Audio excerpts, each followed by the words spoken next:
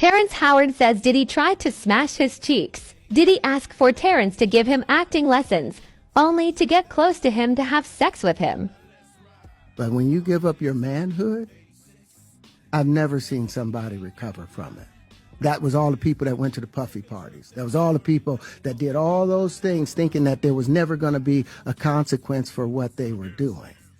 Get punked out and pimped out by some greater desire. You shouldn't have a greater desire than being a man.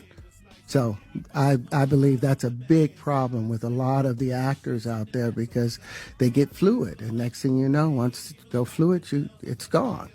You don't have any foundation to pull yourself back from. So maintain your man card, no matter what. Man, I mean, you know, one of the things you're seeing, you went to a whole different place.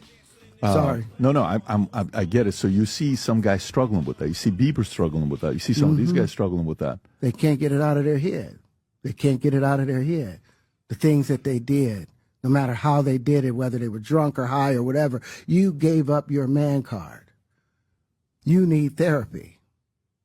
And that's the thing that hurts them the most. And so they end up on drugs, end up every way to try and get rid of any principles there are. And that's what the business does. And the women that trade their bodies to go and get the role, they get to the point where they have their Oscar, they have their money, but they don't have their dream. They don't have the soul that they started with. So it's like achieving don't mean anything.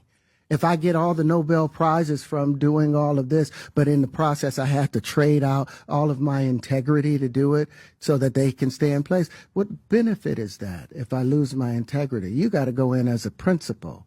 And what we were brought in here as men.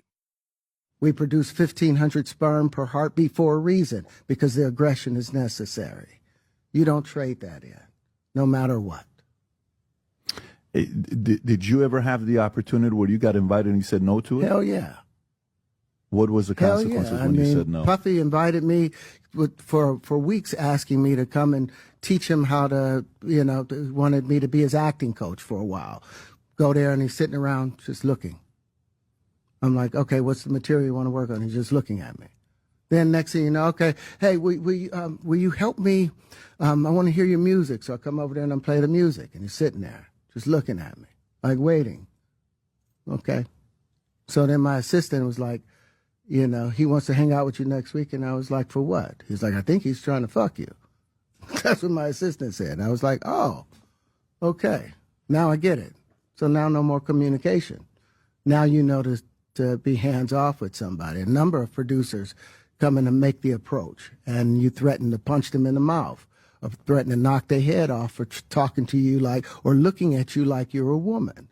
When you approach a real man about his masculinity, you're going to get a real reaction back.